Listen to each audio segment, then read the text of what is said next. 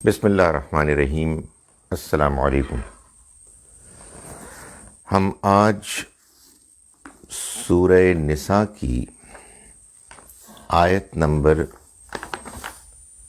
43 سے اپنا سبق شروع کریں گے۔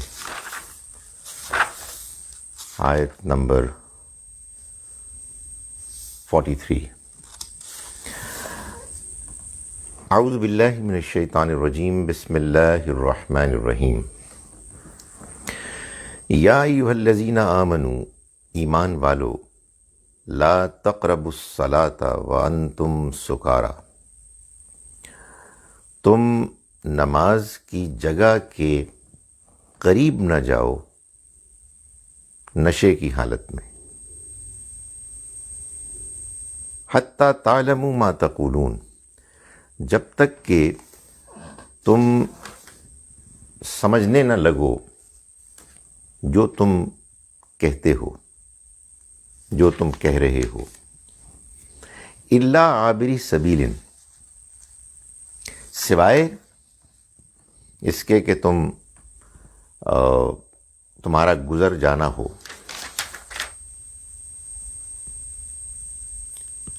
معاف کیجیے گا، ولا جنبن، اور نہ ہی جنابت کی حالت میں، الا عابری سبیل، سوائے اس کے کہ تمہارا گزر جانا ہو، حتی تغتسلوا، جب تک کہ تم اچھی طرح نہا دھو نہ لو۔ سورہ نساء میں ہم دیکھ رہے ہیں کہ اللہ تعالیٰ مدینہ منورہ میں جو مسلمانوں کا ایک معاشرہ قائم ہو گیا تھا، اس معاشرے میں ایک اچھی، صالح، صحت مندانہ،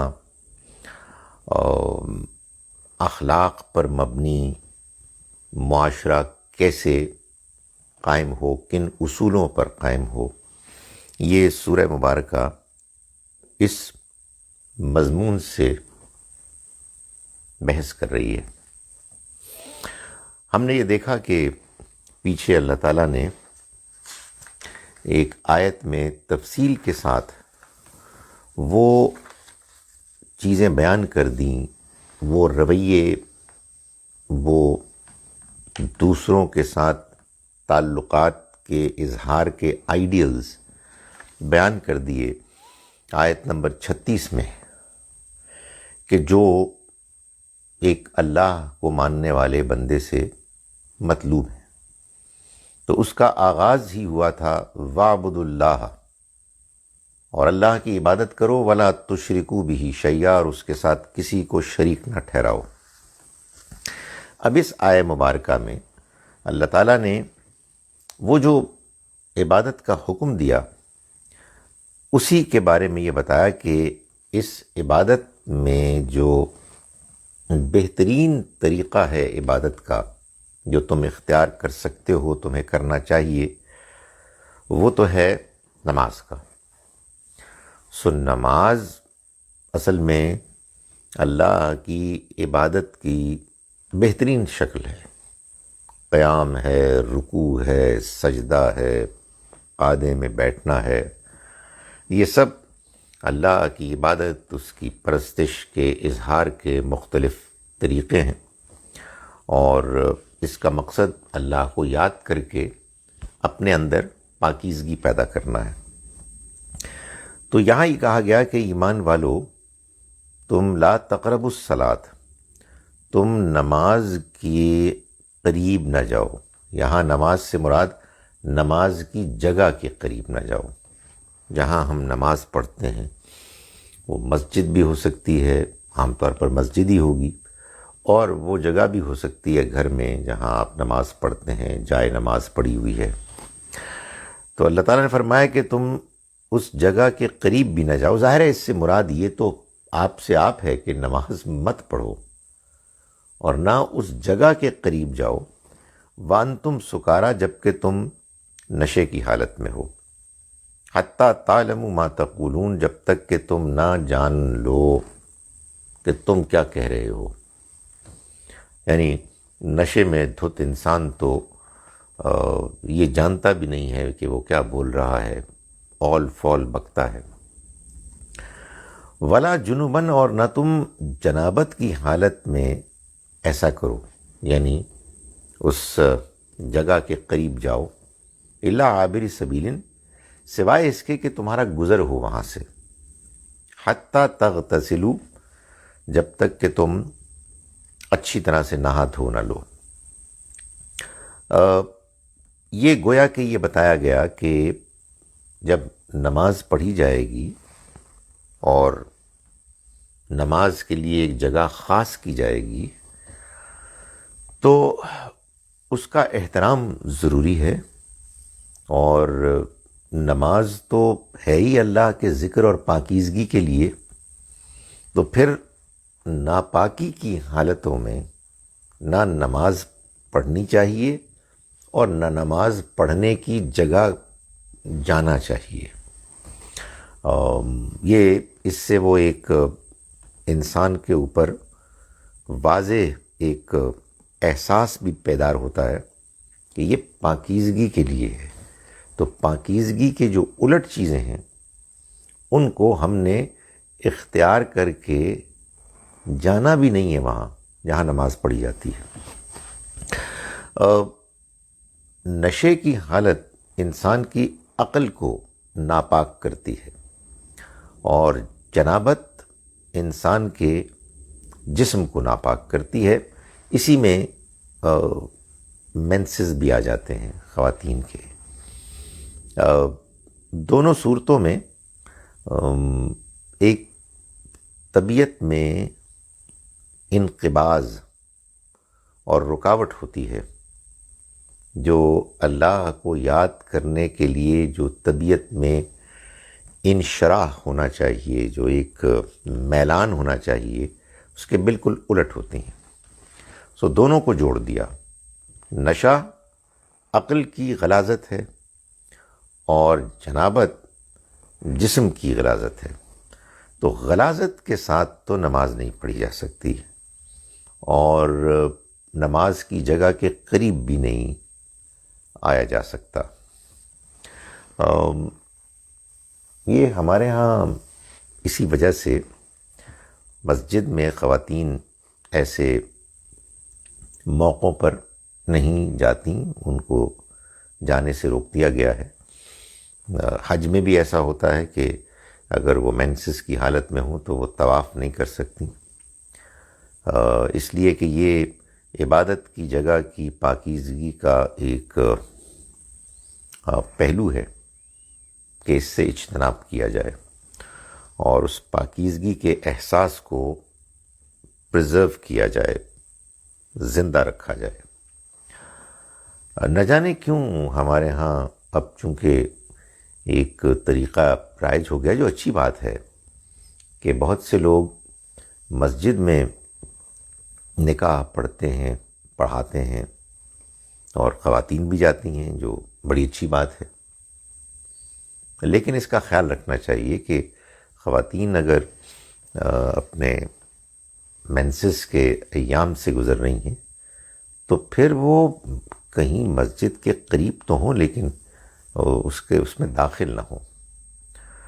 فرمایا کہ جب تم جنابت کی حالت میں ہو تو پھر تم نماز کی جگہ کے قریب نہیں جا سکتے، سوائے اس کے کہ تم غسل کر لو، یعنی اچھی طرح سے نہا دھو لو، جس کے بعد تمہاری وہ حالت دور ہو جائے جو ایک انقباض کی ہوتی ہے، اور تم پھر فریش ہو کے اللہ کی یاد کے لیے تیار ہو جاؤ۔ وَإِن كُنتُم مَرْضَىٰ، اور اگر تم بیمار ہو، او عَلَىٰ سَفَرٍ، یا سفر کی حالت میں ہو، او جاء احد منکم من الغائط، یا تم میں سے کوئی رفع حاجت سے آیا ہو، کر کے آیا ہو، یعنی ہمارے ہاں عرف عام میں جو واش روم سے آیا ہو، او لامستم النساء، یا تم نے عورتوں کو چھوا ہو، ان سے تعلق قائم کیا ہو، فلم تجدوا ماءً، پھر تم پانی نہ پاؤ، فتیمموا صعیدا طیبا، تو تم تیمم کر لو پاک مٹی سے، یعنی پاک مٹی لو، پاک جگہ لو اور وہاں سے تم مسح کر لو. یعنی اس کو پھر واضح کیا کہ وہ کیا ہے، فَامْسَحُوا بِوُجُوهِكُمْ وَأَيْدِيكُمْ، تم مسح کرو اپنے چہرے کا اور اپنے ہاتھ بازوؤں کا. کہاں تک مسح کرو یہ نہیں بتایا، بیکاز جب مسح آپ کریں گے تو اس میں یہ چیز ریلیونٹ نہیں ہے کہ کہاں تک کرنا ہے. وہ بس آپ نے ہاتھ مارنا ہے، اور ظاہر ہے کہ یہ ایک علامتی چیز ہے، اس سے پاکیزگی تو حاصل نہیں ہوتی، مگر یہ ضرور ہوتا ہے کہ ایک ریمائنڈر رہتا ہے کہ اس موقع پر اصل میں وضو کرنا تھا، مگر چونکہ وضو نہ کرنے کی ایک وجہ موجود ہے اس لیے اب تیمم ہو رہا ہے. اس کے برعکس جب وضو کو ڈسکرائب کیا قرآن نے تو بازوؤں میں بھی کوہنیوں تک کا ذکر کیا اور پیروں میں بھی ٹخنوں تک کا ذکر کیا، بیکاز جب آپ کو جسم کے بعض حصے ویٹ کرنے ہیں، ان کو گیلا کرنا ہے، دھونا ہے، تو پھر آپ کو لمٹ بتانی ہوگی.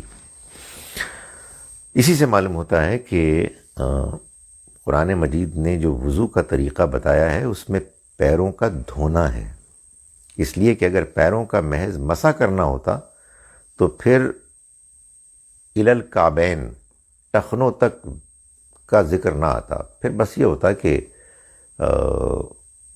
ارجلکم، بس تمہارے پیر ہیں تم ان کو مسح کر لو. اینی وے وہ ایک الگ ڈیبیٹ ہے. یہ ڈیبیٹس بھی پتہ نہیں کیوں اتنی ٹینشن پیدا کر دیتی ہیں. میں تو اس کا بڑی شدت سے قائل ہو گیا ہوں. سیاست تو خیر بہت ہی عجیب و غریب چیز ہے، اس میں تو لوگ اندھے ہوتے ہیں اور بالکل کچھ سمجھ میں نہیں آتی کہ عقل کہاں چلی گئی ہے. لیکن بہرحال کوشش تو سیاست میں بھی کی جا سکتی ہے اور مذہب میں بھی. اگر آپ کا کسی اور سے اختلاف ہے تو بالکل پولائٹ ہو جائیں اور دوسرے کو موقع دیں کہ وہ اپنی بات کرے، آپ اس کی بات سنیں، وہ آپ کی بات سنیں، آپ اپنی بات کریں سلیقے سے. ہمارے ہاں تو اختلاف میں اتنی ٹینشن ہوتی ہے کہ پھر عقل پر مبنی سمجھداری کے ساتھ گفتگو نہیں ہو پاتی. اینی وے تو یہ ایک ہلکے سے اختلاف کی میں نے بات کی. اصل چیز یہ ہے کہ انسان کے اندر جو ایک پاکیزگی کا احساس ہے وضو وہ پیدا کرتا ہے، لیکن اللہ تعالیٰ نے چونکہ یہ فیصلہ کیا ہوا ہے کہ وہ ہمارے لیے مشکلات نہیں چاہتا، ہمارے لیے آسانیاں چاہتا ہے، اس لیے اس نے بیماری کی حالت میں اور سفر کی حالت میں بھی، جب کہ پانی موجود ہوتا ہے، ہمیں تیمم کرنے کی اجازت دی ہے.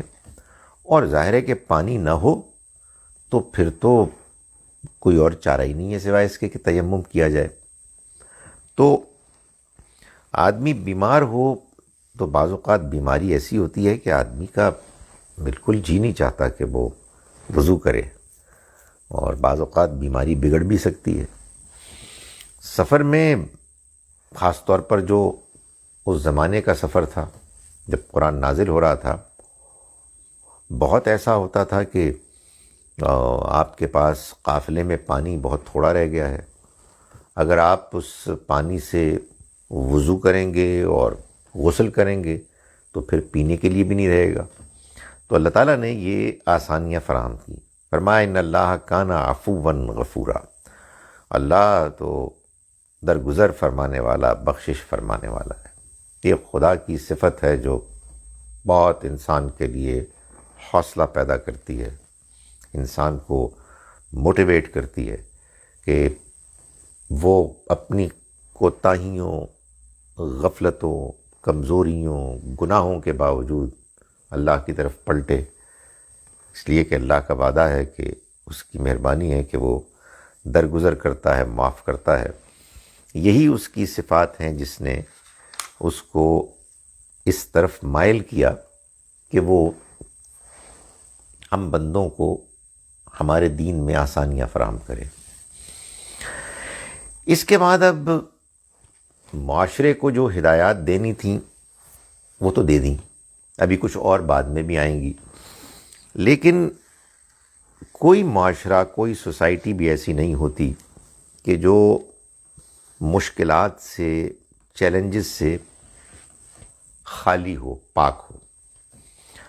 اور یہ بہت ہوتا ہے، بڑے بڑے ہم پلانز بناتے ہیں، بڑے بڑے ارادے کرتے ہیں کہ ہم اچھے بن کے رہیں گے، اعلیٰ اقدار اپنے اندر پیدا کریں گے، موریلٹی کی ہائی سٹینڈرڈز کو اچیو کریں گے، تو معلوم ہوتا ہے کہ وہ تو آپ جو کچھ کر رہے ہیں اور بڑی اچھی بات ہے، لیکن اچانک کچھ ریالٹیز سامنے آتی ہیں جو ایک چیلنج ہوتی ہیں، اور وہ جو کچھ بھی آپ کے عزائم ہوتے ہیں، منصوبے ہوتے ہیں، ان کو درہم برہم کرنے کا ان کے اندر ایک مادہ ہوتا ہے، ایک امکان ہوتا ہے۔ تو مدینہ منورہ میں جب اللہ مسلمانوں کو یہ ہدایات دے رہا تھا کہ وہ اپنے آپ کو پاکیزہ بنائیں اور ایک اچھا معاشرہ قائم کریں جس میں لوگ رہنے والے تزکیہ کر کے آخرت کی کامیابی کے مستحق بننے والے بنے، تو وہاں صرف مسلمان ہی تھوڑی تھے، وہاں تو اہل کتاب بھی تھے، اور اہل کتاب کے زیر تربیت، زیر اثر منافقین بھی تھے۔ تو وہ جو ایک آدمی چاہتا ہے نا کہ ایک آئیڈیل دنیا ہو جس میں بس کوئی اور مسائل نہ ہوں اور سب بااخلاق ہوں، اور یہ دنیا میں نہیں ہوتا، یہ جنت میں ہوگا انشاءاللہ۔ یہاں تو چیلنجز ہیں، یہاں تو مشکلات ہیں۔ تو فرمایا کہ الم تری الی الذین اوتوا نصیبا من الکتاب، کیا تم نے نہیں دیکھا ان کو کہ جو کتاب کا ایک حصہ دیے گئے، یعنی یہ اہل کتاب، یہ یہود و نصارہ، یشترون الضلالۃ، وہ گمراہی کو حاصل کرتے ہیں، گمراہی کو خریدتے ہیں، وَيُرِيدُونَ أَن تَضِلُّوا السَّبِيلَ، اور وہ چاہتے ہیں کہ تم راستے سے بھٹک جاؤ۔ یعنی وہ ایک اسی انوائرنمنٹ میں جہاں یہ ساری ریفارمز کی باتیں ہو رہی تھیں، وہاں ایسے لوگ موجود تھے کہ جو گمراہی کے خریدار تھے، ہدایت نہیں چاہتے تھے، اور خود تو گمراہ ہوئے تھے، وہ چاہتے تھے کہ مسلمان بھی بھٹک جائیں۔ یریدون ان تضلوا السبیل، نہ کھیلیں گے نہ کھیلنے دیں گے، سو یہ وہ کرتے تھے۔ یہ جو لوگ حسد میں مبتلا ہوتے ہیں ان کی کچھ یہی کیفیت ہوتی ہے۔ واللہ اعلم باعدائکم، اللہ خوب جانتا ہے تمہارے دشمنوں کو، وکفیٰ باللہ ولیہ، اور اللہ کافی ہے تمہاری حمایت کے لیے، یعنی تم زیادہ ان سے پریشان نہ ہو، ان کی پرواہ نہ کرو، اس لیے کہ اللہ تمہارے لیے کافی ہے حمایت کے لیے، وکفیٰ باللہ نصیرا، اور اللہ تمہاری مدد کے لیے کافی ہے۔ سو اپنا کام کرو، اپنے آپ کو ٹھیک رکھو، اور یہ مخالفوں کی مخالفت سے زیادہ پریشان نہ ہو۔ اگر تم سیدھے راستے پر رہو گے تو یہ تمہارا کچھ نہیں بگاڑ سکیں گے۔ یہ مشکلات، یہ چیلنجز آتے ہیں، ہر ایک کو آتے ہیں، اور اس میں اگر انسان کا ایٹیچیوڈ پازیٹیو ہو تو وہ آتے ہیں، چلے جاتے ہیں، نہیں بھی جاتے تو کچھ بگاڑ نہیں سکتے۔ بگاڑ سے مراد یعنی آپ کے اخلاق کو، آپ کی ہدایت کو، آپ کے دین کو، آپ کے اخلاق اور روحانیت میں ترقی کو وہ روک نہیں پاتے۔ فرمایا کہ من الذین ہادو، ان لوگوں میں سے کہ جو یہودی ہوئے وہ بھی ہیں، یحرفون الکلم عن مواضعہ، جو کلام کو اس کے موقع سے ہٹا دیتے ہیں۔ یعنی اب یہ ان یہودیوں کی کچھ شرارتوں کا ذکر کیا جا رہا ہے۔ ظاہر ہے قرآن نازل ہو رہا ہے اور لوگ گڑبڑ کرنے کی کوشش کر رہے ہیں، تو یہ ایک بہت بڑی پریولیج تھی مسلمانوں کے لیے کہ ان کو براہ راست اللہ کی طرف سے رہنمائی مل رہی تھی کہ یہ لوگ ہیں کہ جو گڑبڑ کرنے کی کوشش کر رہے ہیں، اور ان کے جو طریقے ہیں شرارت کرنے کے، ان کو بھی بیان کیا، اور فرمایا کہ وہ کلام کو اپنی جگہ سے ہٹا دیتے ہیں، مروڑ دیتے ہیں۔ یہ معلوم نہیں آپ کو کبھی تجربہ ہوا یا نہیں ہوا، بعض گرے ہوئے لوگ جب حسد میں یا نفرت میں یا دشمنی میں اتر آئیں یا ویسے ہی نان سیریس ہوں، تو وہ تکلیف پہنچانے کے، مذاق اڑانے کے ایسے گرے ہوئے طریقے اختیار کرتے ہیں کہ جس کے پیچھے اصل میں ان کی وہ ذہنیت ہوتی ہے جس میں وہ لوگوں کا احترام نہیں کرتے،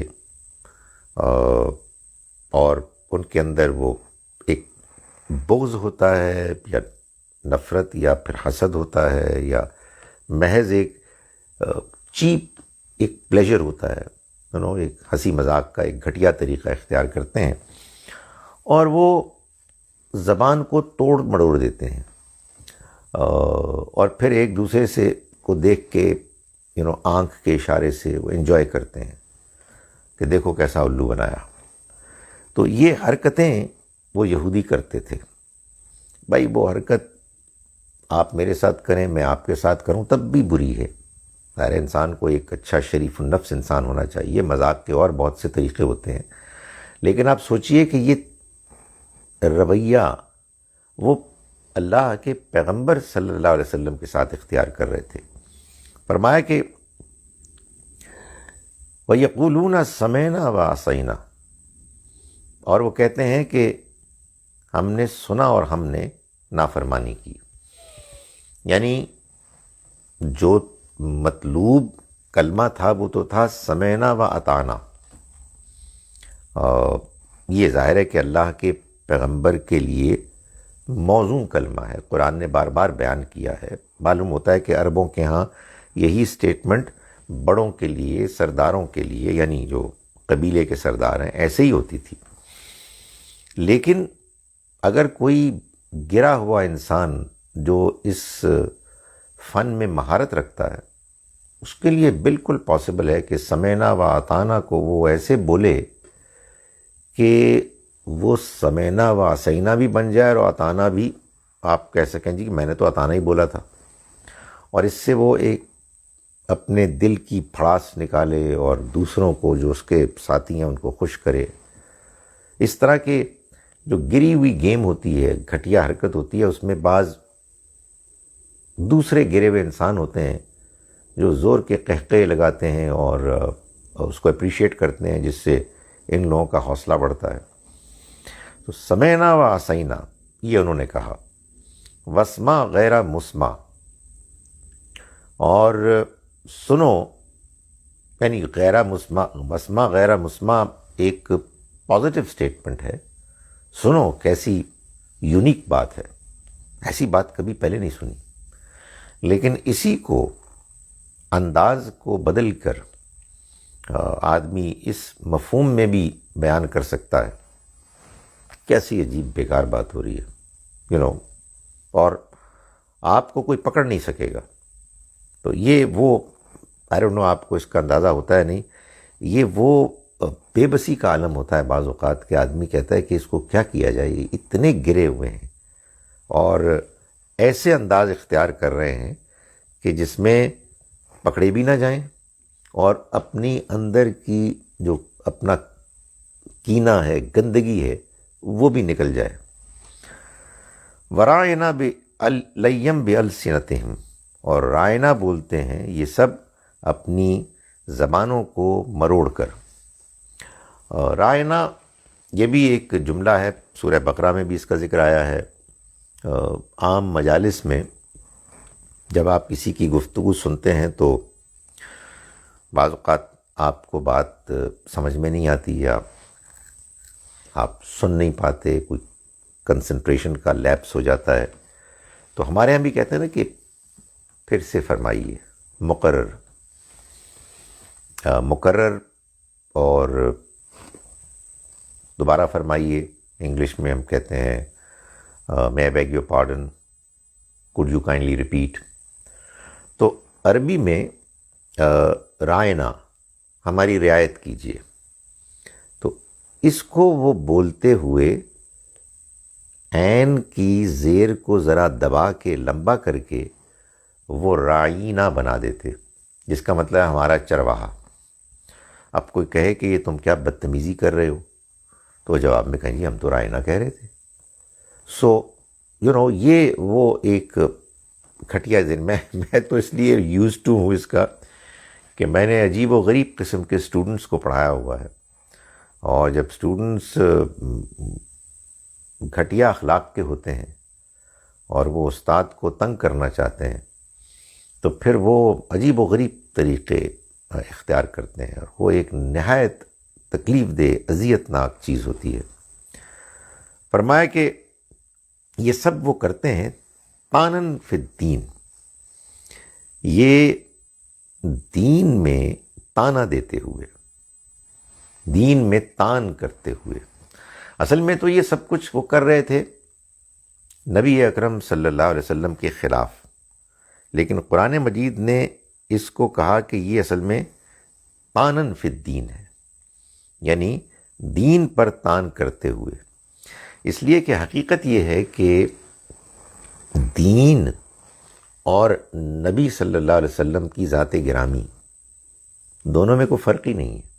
آپ دین کے لانے والے ہیں، آپ ہی کے ذریعے سے ہم کو دین ملا ہے، دین کے تنہا واحد آپ سورس ہیں اور دین کا آئیڈیل ہے۔ تو آپ پر طعن اصل میں دین پر طعن ہے۔ فرمایا کہ وَلَوْ أَنَّهُمْ قَالُوا، اگر وہ کہتے سَمِعْنَا وَأَطَعْنَا، یعنی ٹھیک طرح سے ہم نے سنا اور ہم نے اطاعت کی، وَاسْمَعْ، اور سنو، یہ خامخواہ کا غیر مسمع شامل کرنے کی کوئی ضرورت نہیں ہے، جبکہ اس سے ایک دوہرا امکان پیدا ہوتا ہے۔ وَانظُرْنَا، اور ہمیں مہلت دیجیے۔ یہ بھی ایسے ہی ہے جیسے کہ میں نے گزارش کی نا کہ could you kindly repeat یا may I beg your pardon، دونوں کا ایک ہی مطلب اور نتیجہ بنتا ہے۔ تو اللہ تعالیٰ نے ان چیزوں سے روک دیا کہ یہ اس طرح کی بات کہیں جس سے غلط فہمی ہو۔ لَكَانَ خَيْرًا لَهُمْ وَأَقْوَمَ، یہ ان کے لیے بہتر ہوتا اور اقوم یعنی مطابق ہوتا، موقع اور محل کے جو سچویشن ہے اس کے مطابق ہوتا۔ یہ ظاہر ہے کہ وہ چیز ہے کہ جس کو آپ کہہ سکتے ہیں کہ گستاخی ہے، اور یہ گستاخی کے مظاہر ہیں جو ہمارے سامنے ہیں۔ اللہ تعالیٰ ہم کو بتا رہے ہیں، نبی صلی اللہ علیہ وسلم موجود ہیں، اور یہ سب بکواس ہو رہی تھی، مگر اللہ تعالیٰ نے یہ نہیں کہا کہ ان کو مار دو، ان کو قتل کر دو، نے یہ نہیں کہا، بلکہ ابھی ہم دیکھیں گے، ہم یہ دیکھ رہے ہیں کہ اللہ تعالیٰ نے یہ فرمایا کہ اس کی جگہ یہ کر دو، یعنی یوں نہ کرو کہ سمینا و سینا ذرا ایک گول مول بات کرو درمیان کی، بلکہ کلیئرلی یہ کہو، اور وسما کہو، غیر مسمع مت کہو، اور رائنا مت کہو، انظر نہ کہو. سو وہ طریقہ بتا دیا آلٹرنیٹو کہ جس سے یہ مسئلہ حل ہو جائے. بتانا میں یہ چاہتا ہوں کہ یہ جو گستاخی کے نام پر قتل و غارت ہے، یہ ہمارے دین نے نہیں سکھائی ہے. یہ بڑا اچھا موقع تھا کہ اس موقع پر اللہ تعالیٰ خود بتا رہے ہیں کہ وہ تان کر رہے ہیں، وہ مذاق اڑا رہے ہیں، لیکن کوئی اقدام نہیں کیا.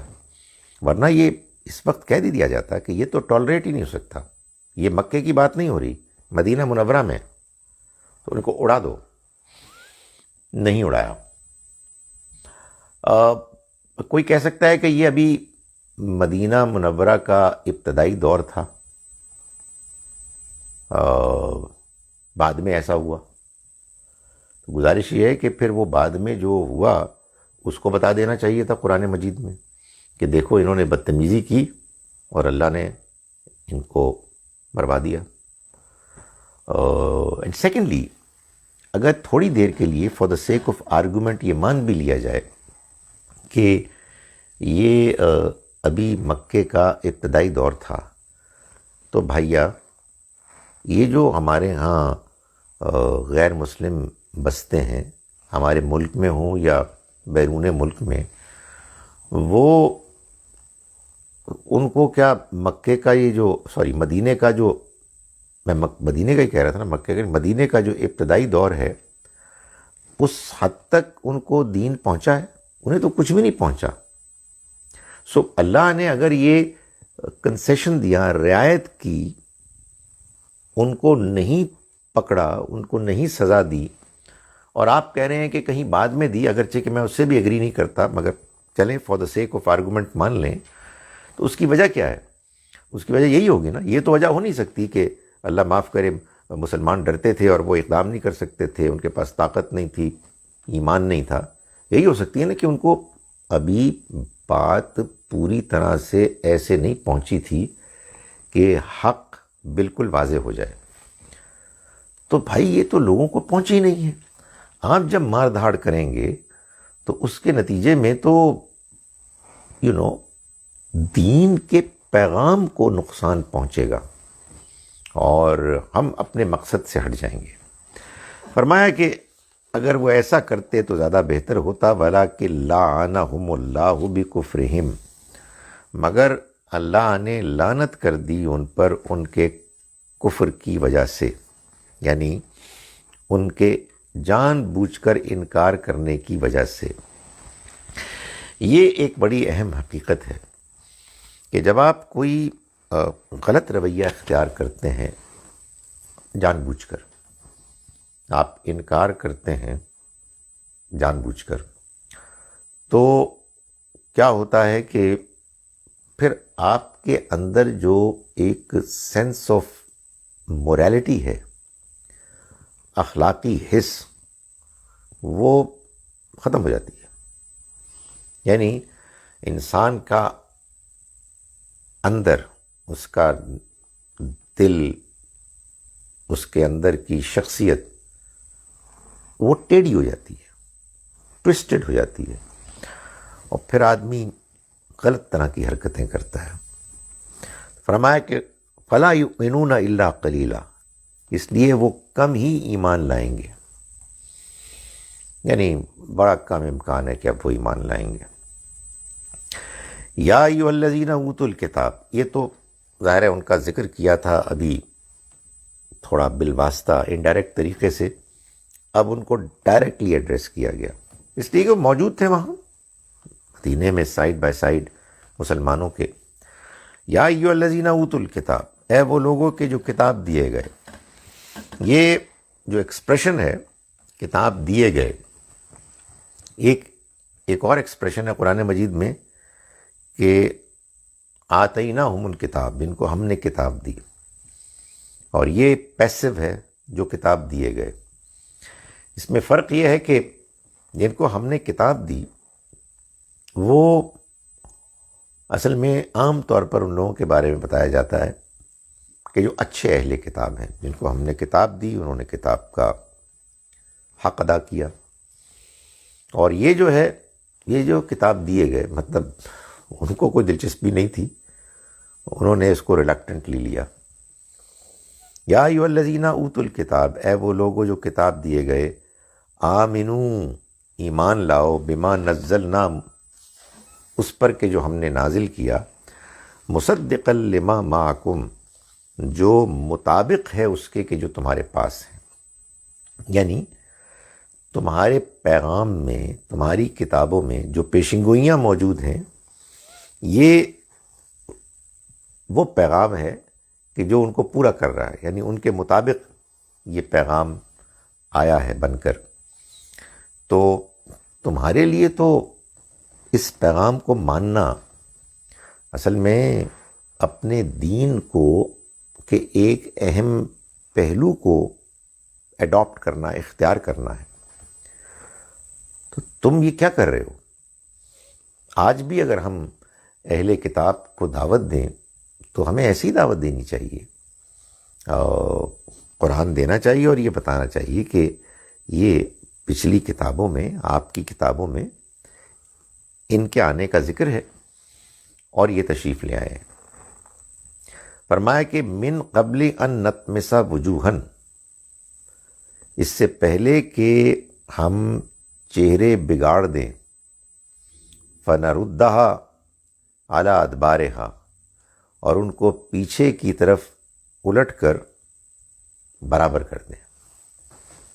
یہ ایک بڑی سخت دھمکی وعید ہے، یعنی یہ کہا گیا کہ اے اہل کتاب، تمہارے پاس جو پہلے سے پیشن گوئیاں ہیں ان کے مطابق ہمارے پیغمبر تشریف لے آئے ہیں، ان کو مان لو، اس سے پہلے کہ وہ موقع آ جائے کہ اللہ کا عذاب تم پر اس طرح سے آئے کہ چہرے مٹا دیے جائیں، یعنی ہم ان کو بگاڑ دیں۔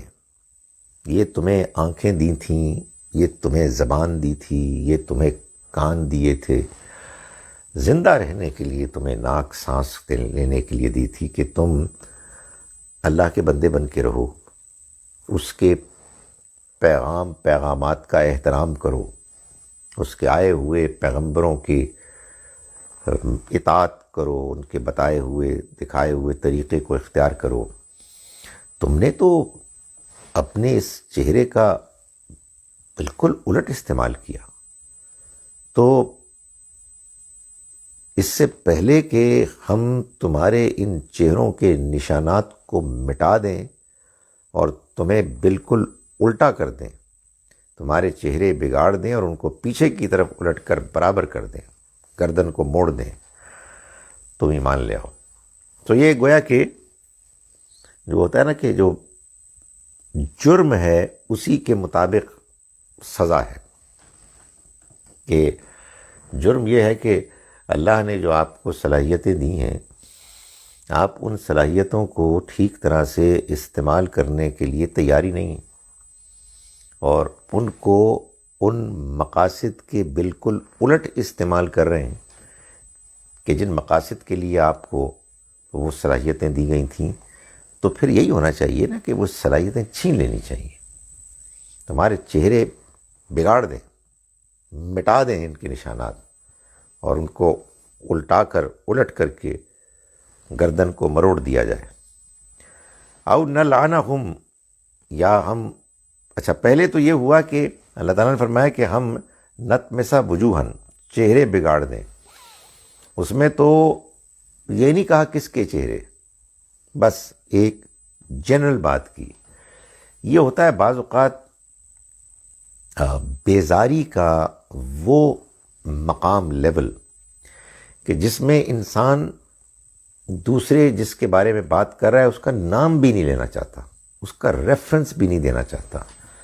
یہ قرآن مجید کے بلاغت کی مثالیں ہیں کہ اللہ تعالیٰ نے بجائے اس کے کہ یہ کہے کہ وہ مٹا دے ان کے چہروں کو، وجوہہم، فرمایا وجوہ چہرے، پھر آگے پھر فرمایا او نلعنہم، یا ہم لعنت کر دیں ان پر، کما لعنا اصحاب السبت، جیسے کہ ہم نے ہفتے والوں پر لعنت کی، یعنی وہ یہودیوں کا گروہ کہ جس نے اللہ کے ہفتے کے دن کے احکام، یوم السبت کے احکام شریعت کے، ان کو اگنور کیا کھلے عام، تو ان کو اللہ نے بندر اور خنزیر بنا دیا، تو یا ہم یہ تمہارے ساتھ کریں۔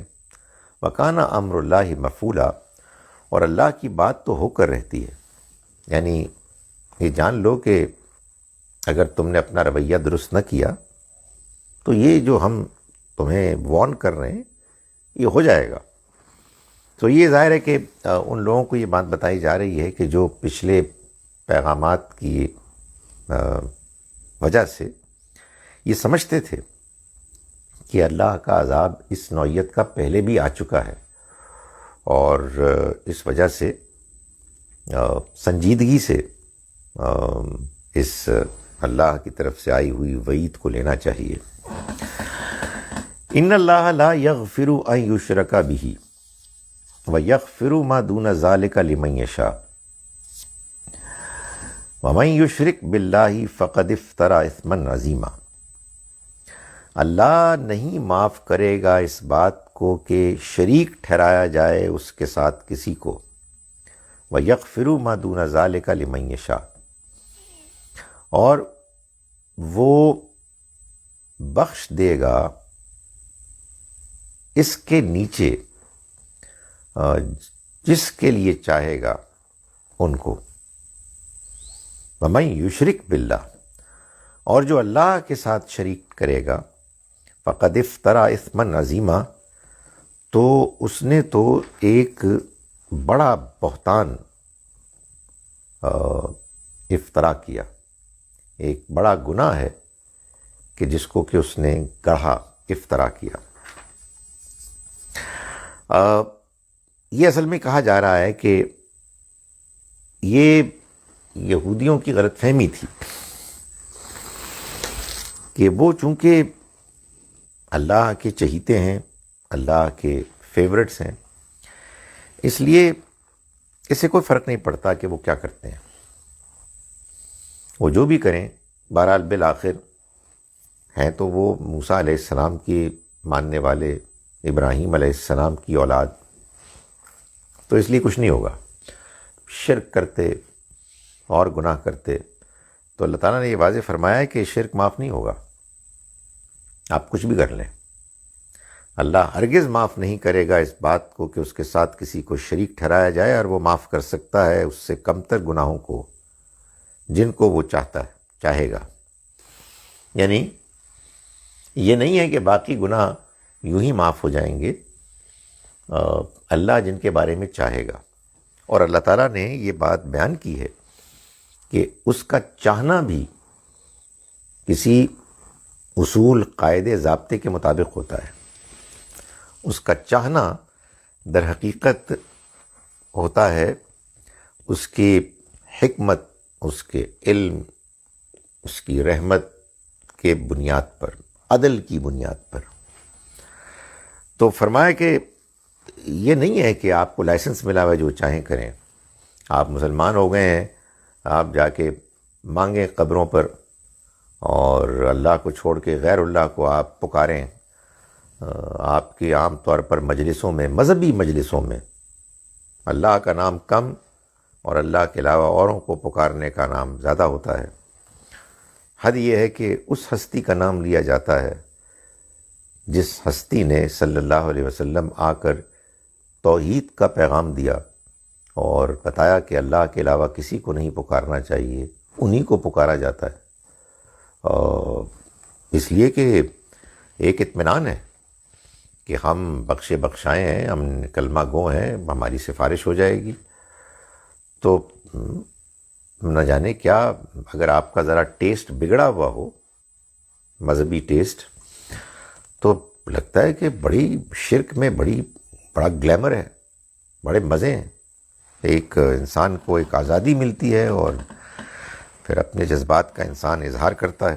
تو اللہ تعالیٰ نے فرمایا کہ یہ ہرگز نہیں ہوگا، اس غلط فہمی میں مت رہو، جو مرضی نعرے لگانے ہیں لگاؤ، جو مرضی شاعری کرنی ہے کرو، جو مرضی قوالیاں اپنے کرنی ہے پڑھیں گائیں، لیکن اللہ ہرگز معاف نہیں کرے گا اس کو کہ اس کے ساتھ شریک ٹھہرایا جائے کسی کو، اور وہ معاف کر سکتا ہے، معاف کر دے گا اس سے کمتر جس کے لیے چاہے گا۔ اس میں بھی یہ نہیں ہے کہ معاف کر دے گا، بلکہ اس کے ہاں میں نے گزارش کی کہ قانون ہے۔ وَمَن یشرک باللہ، اور جس نے اللہ کے ساتھ شریک ٹھہرایا، فقد افترا اثمن عظیما، تو اس نے ایک بڑا گناہ بہتان باندھا، افترا کیا۔ ظاہر ہے کہ شرک کے بارے میں بھی یہ بتایا گیا ہے کہ اگر انسان شرک سے بھی توبہ کر لے تو وہ بھی بخش دیا جائے گا۔ یہاں جو بات کہی جا رہی ہے وہ یہ ہے کہ وہ شرک کرتا ہے اور کرتے کرتے مر جاتا ہے، چونکہ شرک کے لیے سرے سے کوئی گنجائش ہی نہیں۔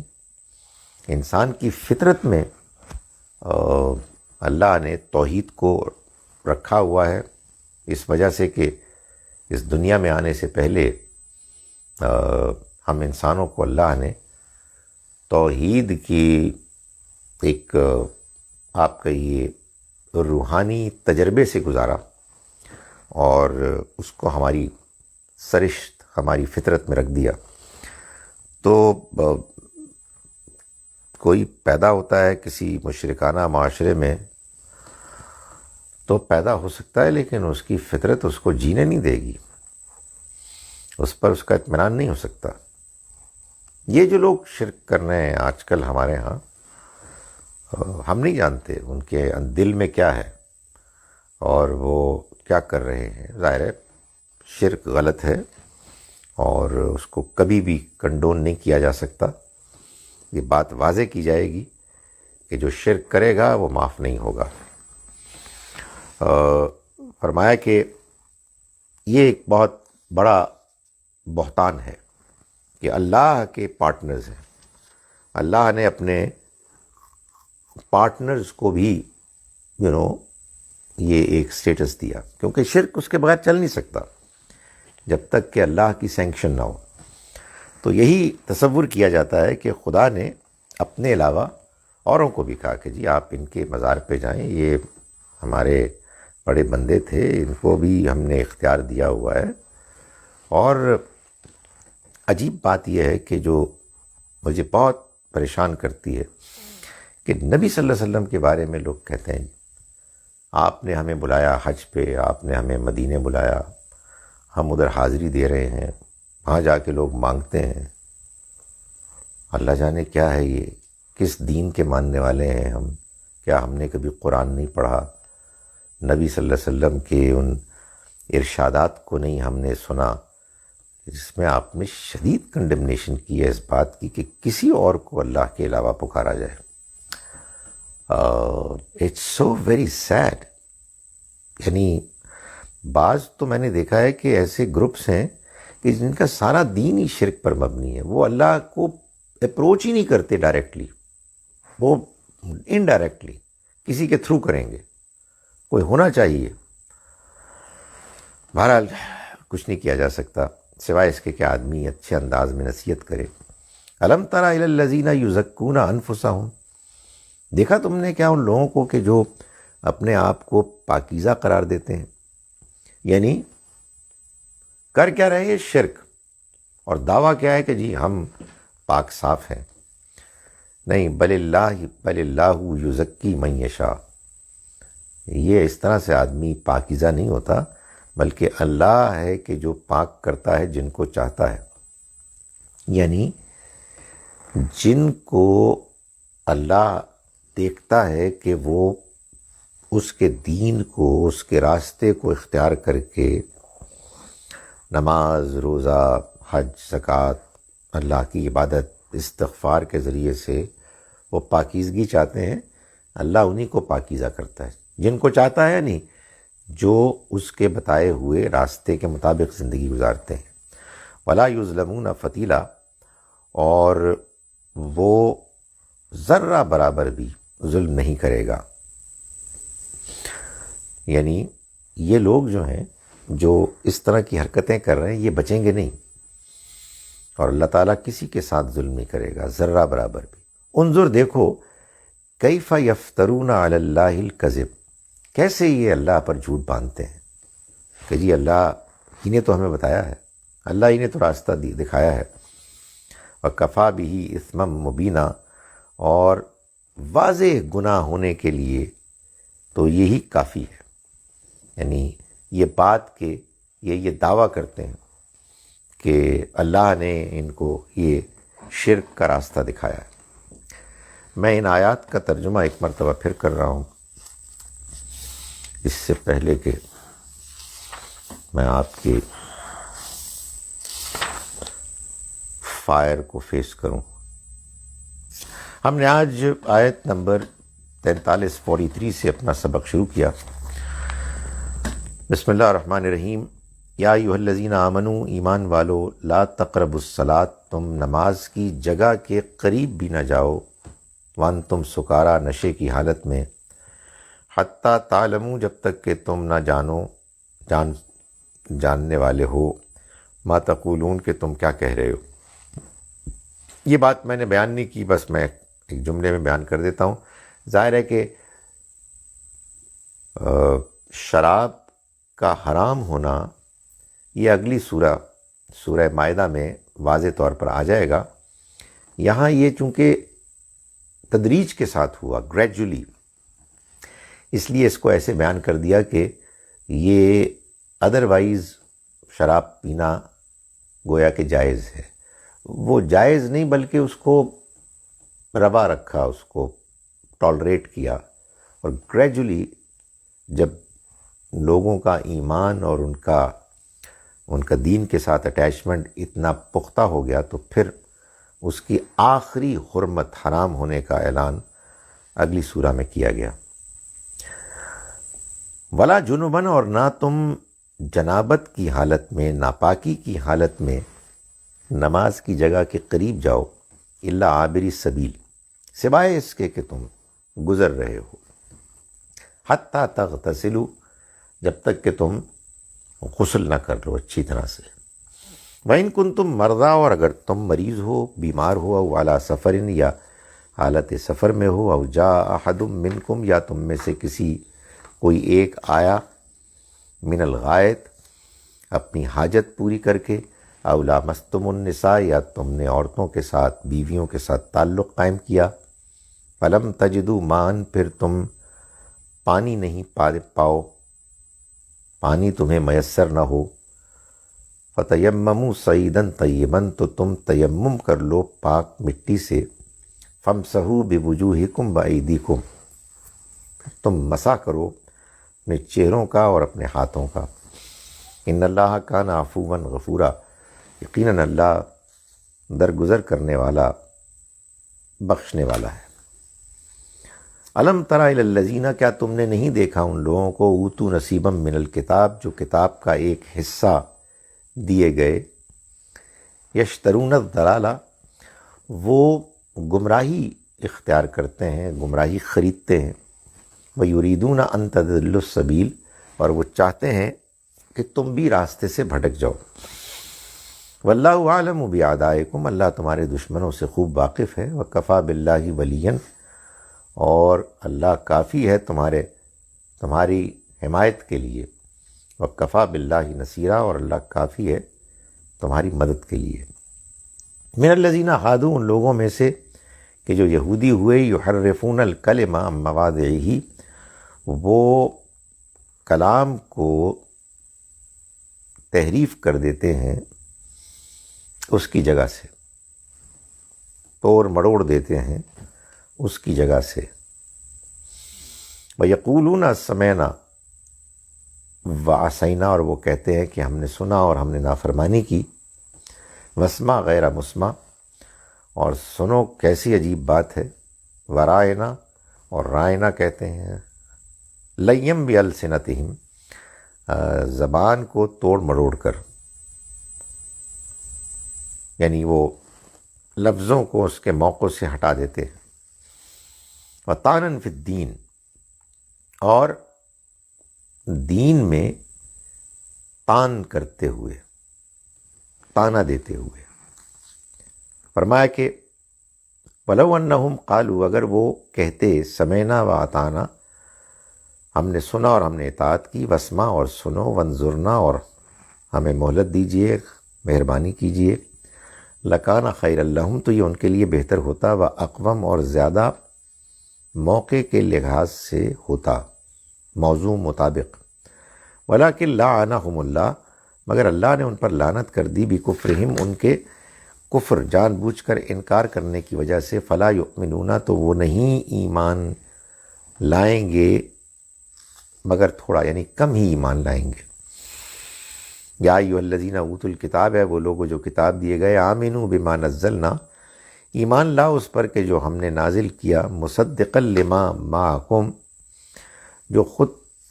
جو تصدیق کر رہی ہے اس کے مطابق، اس کو کہ جو تمہارے پاس پہلے سے موجود ہیں، من قبل ان نطمسا وجوہا، اس سے پہلے کہ ہم چہرے بگاڑ دیں، فنردھا علی ادبارہا، اور ان کو پیچھے کی طرف الٹ کر برابر کر دیں، ونلعنہم، اور ہم لعنت کر دیں ان پر، کما لعنا اصحاب السبت، جیسے ہم نے ہفتے والوں پر لعنت کی، وکان امر اللہ مفعولا، اور اللہ کی بات تو ہو کر رہتی ہے۔ ان اللہ لا یغفر ان یشرک بہ، اللہ معاف نہیں کرے گا اس بات کو کہ اس کے ساتھ کسی کو شریک ٹھہرایا جائے، وَيَغْفِرُ مَا دُونَ ذَلِكَ لِمَن یشاء، اور وہ معاف کر دے گا اس کے علاوہ جن کو چاہے گا۔ وَمَن یشرک باللہ، اور جو اللہ کے ساتھ شریک ٹھہرائے گا، فقد افترا اثما عظیما، تو اس نے تو ایک بڑا گناہ افترا کیا، بہتان کیا اس کا۔ الم تر الی الذین یزکون انفسہم، کیا تم نے دیکھا ان لوگوں کو کہ جو اپنے آپ کو پاکیزہ قرار دیتے ہیں؟ نہیں، وہ پاکیزہ نہیں، بل اللہ یزکی من یشاء، بلکہ اللہ ہے کہ جو پاکیزہ کرتا ہے جن کو چاہتا ہے۔ ولا یظلمون فتیلا، اور ان پر ظلم نہیں کیا جائے گا ذرہ برابر بھی۔ انظر، دیکھو، کیف یفترون علی اللہ الکذب، کیسے وہ اللہ کے اوپر جھوٹ باندھتے ہیں، وکفا بہ اثما مبینا، اور یہ کافی ہے ایک واضح گناہ ہونے کے لیے۔ اقول قولی ھذا واستغفر اللہ لی ولکم۔ اچھا جناب،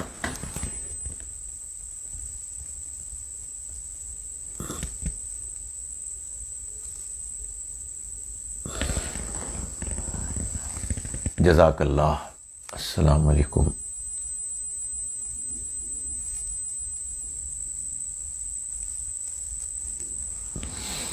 سورۃ الانعام کی آیت نمبر 136 کو بیان کریں۔ سورۃ الانعام کی آیت نمبر 136 کو بیان کرنے کے لیے تو وہ آیت مجھے لانی پڑے گی، ایک منٹ۔ کہاں ہے وہ آیت؟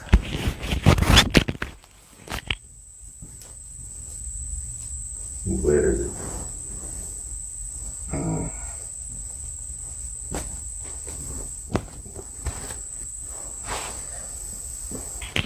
کدھر ہے وہ آیت؟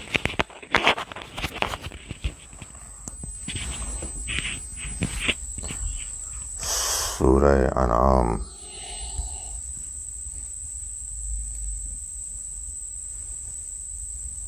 آیت نمبر 136۔ اللہ کرے مجھے آتی ہو بھائی، معلوم ہوا کہ آیت ہی نہیں آتی۔ اللہ تعالیٰ کا ارشاد ہے، وَجَعَلُوا لِلَّهِ مِمَّا ذَرَا مِنَ الْحَرْثِ وَالْأَنْعَامِ نَصِيبًا فَقَالُوا هَذَا لِلَّهِ بِزَعْمِهِمْ وَهَذَا لِشُرَكَائِنَا۔ وہ یہ مشرکین مکہ کے بارے میں یہ بتایا جا رہا ہے کہ وہ کھیتیوں میں بھی اور چوپایوں میں بھی ایک حصہ تو اللہ کے لیے رکھتے کہ اللہ کے نام پہ خرچ کریں گے، اور ایک حصہ وہ رکھتے اللہ کے علاوہ اپنے دوسرے شریکوں کے نام پر. یہ کھیتی کا حصہ ان کے لیے ہے، یہ جانور ان کے لیے ہیں. اب کیا ہوتا ہے کہ ظاہر ہے کہ جب آپ نے کوئی کھیتی اللہ کے نام پر خاص کی ہے تو وہ خراب ہو گئی، کیڑا پڑ گیا، کچھ ہو گیا، تو وہ کیا کرتے کہ کہتے کہ اب کیا ہو سکتا ہے، اللہ کے نام پہ ہم نے کھیتی کی تھی، کھیتی ضائع ہو گئی تو کچھ نہ ہوتا. اس طرح سے جانوروں کے معاملے میں کوئی جانور مر گیا. لیکن وہ جو غیر اللہ کے نام پر کھیتی ہوتی، لات عزا منات کے نام پر یہ والی کھیتی ہے، اگر وہ والی خراب ہو جاتی تو یہ اللہ والی کھیتی سے اس کو کمپنسیٹ کرتے، تو ان کے نام پر دیتے. استغفر اللہ، اللہ رحم کرے، اللہ رحم کرے، ہنسنا نہیں چاہیے. اور جانوروں میں بھی یہی ہوتا، گویا کہ وہ غیر اللہ کو جن کا کوئی وجود ہی نہیں ہے، جو تب ایبسرڈ بات ہے، ان کو اللہ کے اوپر ترجیح دیتے، زیادہ اہمیت دیتے. یہ کی. اچھا جی، آگے چلیں. جناب وعلیکم السلام. ہاؤ ٹو کیلکولیٹ زکوٰۃ آن diamond jewellery.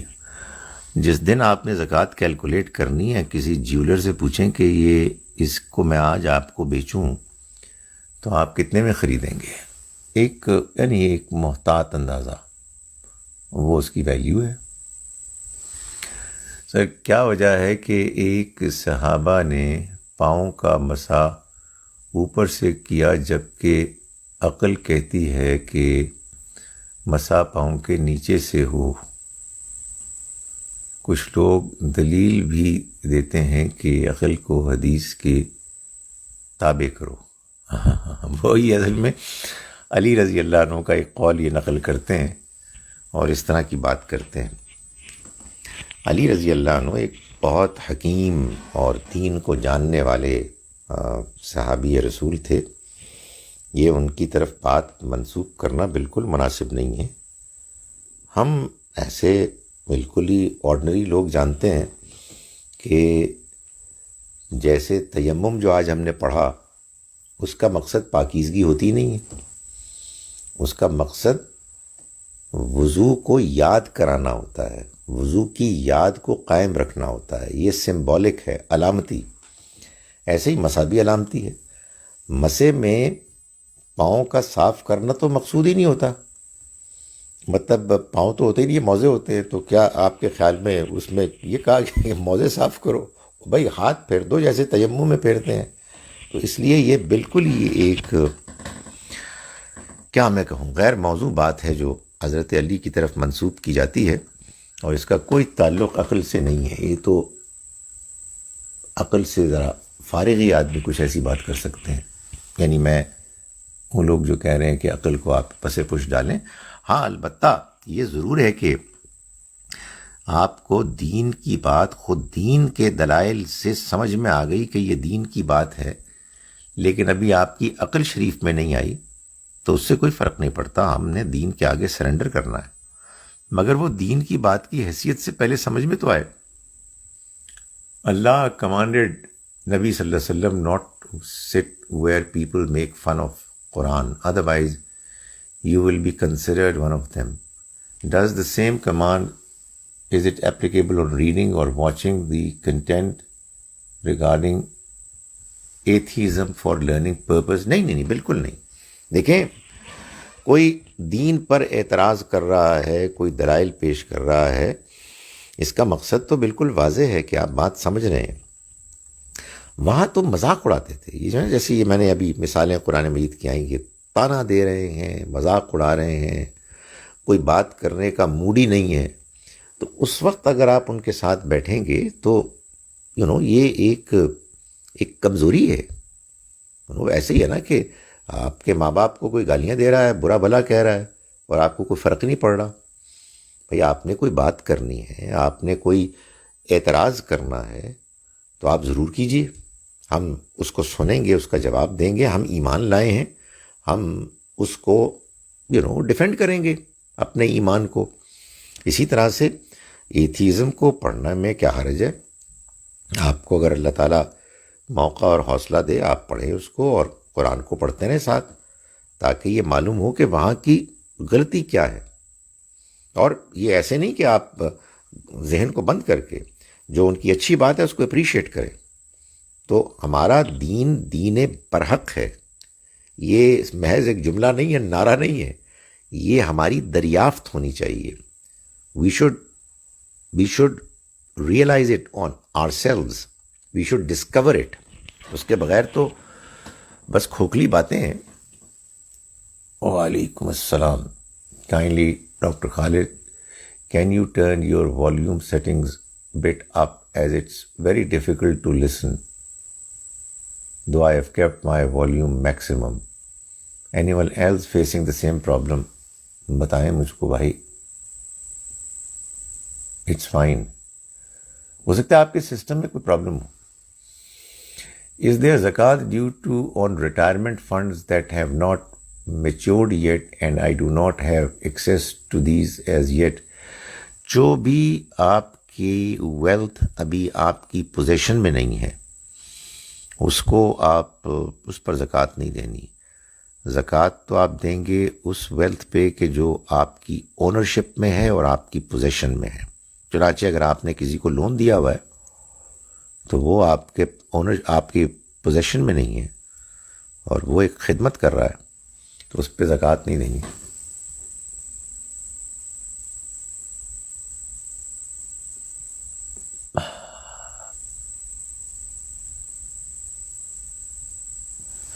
Can a husband ask her wife, his wife, to spend her money on the household, or she is independent about spending her money? دیکھیں, اس کو جھگڑے کی وجہ نہ بنائیں. اصلاً شوہر ہی کو خرچ کرنا ہے. یہ قرآن نے بڑی واضح طریقے سے ابھی ہم نے دیکھا بات بتائی ہے. لیکن بیوی کہے کہ جی میں نے نہیں کرنا. ظاہر ہے کہ بیوی اگر کرتی ہے اچھی بات کرتی ہے, وہ کرتی ہے تو اسے والنٹیرلی کرنا چاہیے. اور ظاہر ہے جو وہ کماتی ہے وہ اس کا اپنا ہونا چاہیے. مگر بیوی صاحبہ کو یہ بات تو ریئلائز کرنی چاہیے نا کہ ہسبینڈ پھڈا بھی ڈال سکتا تھا. گھر بھی ظاہر ہے کچھ نہ کچھ تو اس میں بچوں وغیرہ میں کچھ اثر ہوتا ہے, نگلیکٹ ہوتا ہے. سو آئی ایم ناٹ سیئنگ کہ قانونی طور پر اس کو دینا ضروری ہے, مگر اس کو بھی ریزنیبل ہونا چاہیے. اور اس طرح کی باتیں گھروں کے جھگڑے کا باعث نہیں بننی چاہیے. ہر گھر میں ایڈجسٹمنٹس ہوتی ہیں. نکاح, شادی, خاندانی زندگی, رشتہ داری, فار دیٹ میٹر دوستی بھی, یہ ایڈجسٹمنٹس کا نام ہے. جہاں آپ اکڑ گئے وہاں آپ گئے, خواہ ایک جھگڑا کر دیا.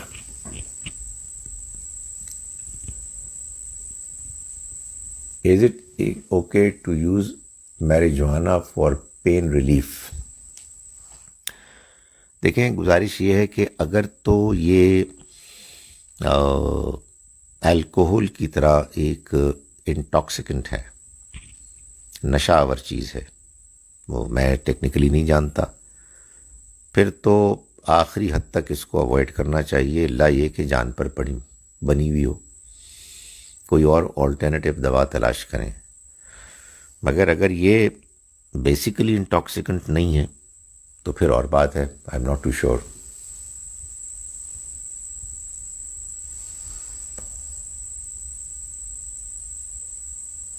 اگر کوئی حقوق العباد ادا نہ کر سکے کوشش کے باوجود تو کیا ہوگا؟ تو اس کو اللہ کے ہاں یہ ثابت کرنا پڑے گا کہ اس نے کوشش تو پوری کی تھی مگر ادا نہیں ہوئے. اب یہ فیصلہ تو اللہ کرے گا کہ جو بالکل فیئر ہے اور اس کی نالج کمپلیٹ ہے، آدمی حقوق العباد ادا نہ کر سکا تو کیا یہ بھی نہ کر سکا کہ جن کے حقوق تھے، یعنی ایک تو ہے دھاندلی، وہ تو خیر بالکل ہی ناقابل معافی ہے، بندہ کہے جی کہ وہ میں نے پوری کوشش کی مگر میں وراثت کا مال ہڑپ کرنے سے اپنے آپ کو نہیں روک سکا، یہ تو میں sure this is not what you are asking, مگر یہ کہ لیٹس سے کہ گھر والوں کو ٹائم نہیں دیا جو وہ ڈیزرو کرتے تھے، والدین کی اس طرح سے خدمت نہیں کی جو وہ ڈیزرو کرتے تھے، تو اللہ سے بھی معافی مانگیں، ان سے بھی معافی مانگیں جن کے حقوق اس طرح کے ادا نہیں ہوئے، اور اللہ تعالیٰ ظاہر ہے دیکھے گا آپ کے حالات، دیکھے گا کہ واقعی آپ نے کوشش کی یا نہیں کی۔ I've heard when people make dua, ask Allah for forgiveness, they use Prophet Muhammad sallallahu alaihi wasallam as a wasta to fulfill their dua. ایسے لوگوں سے یہ تو پوچھنے کی ایک مؤدبانہ طریقے سے گنجائش نکلتی ہے نا کہ آپ کو کیا یہ حضور نے سکھایا ہے؟ یعنی نبی صلی اللہ علیہ وسلم کے دین کے ماننے والے ہیں اور دین کے ایک اہم معاملے میں آپ نبی صلی اللہ علیہ وسلم کی ہدایات کو اہمیت ہی نہیں دے رہے، تو اللہ سے ڈرنا چاہیے۔ اللہ کے ہاں کوئی اس طرح کی جذباتی چیز نہیں چلے گی، اللہ سے براہ راست مانگنا چاہیے۔ حضور کی دعائیں بہترین، نہایت دل نشین، خوبصورت موجود ہیں، کتابیں موجود ہیں، آپ دیکھیں ان میں سے کوئی ایسی دعا سکھائی ہے آپ نے؟ تو یہ انفارچونیٹ بات ہے۔ I wonder why it's so common to say or claim someone or a certain party is very مذہبی or religious. It's funny others are non-Muslims. ہاں یہ ایسی بس باتیں ہوتی ہیں، نہ کسی کو اپنے آپ کو مذہبی کہنے کا شوق ہونا چاہیے، نہ کسی کو غیر مذہبی کہنے کا شوق ہونا چاہیے۔ بعض اوقات بعض لوگ ہوتے ہیں نان ریلیجس، وہ کہتے بھی ہیں، مگر اس کو کسی ڈیروگیٹری انداز میں نہیں کہنا چاہیے اور دوسروں کو اپنے بارے میں خواہ کلیم نہیں کرنا چاہیے وتھ پرائیڈ، اس میں ایروگنس آ جاتی ہے۔ What is daughter's responsibility for her parents when she is living with husband and in-laws؟ جتنی اس کے پاس گنجائش اور امکان ہے اسے والدین کی ساتھ حسن سلوک کرنا چاہیے۔ والدین بہرحال والدین ہیں، چاہے بیٹی ہو چاہے بیٹا ہو۔ بیٹی کی لمیٹیشنز ہوتی ہیں بہت کہ وہ شوہر کے گھر میں چلی جاتی ہے اور ان لاز کے پاس ہوتی ہے، لیکن اس کے باوجود والدین کے ساتھ حسن سلوک کا تقاضا ختم نہیں ہوتا، وہ تو جاری رہے گا، جتنا ممکن ہے as far as is possible کرنا چاہیے۔ سمجھ میں نہیں آیا شاہین امیر، کیا سوال تھا؟ جواب تو دے دیا۔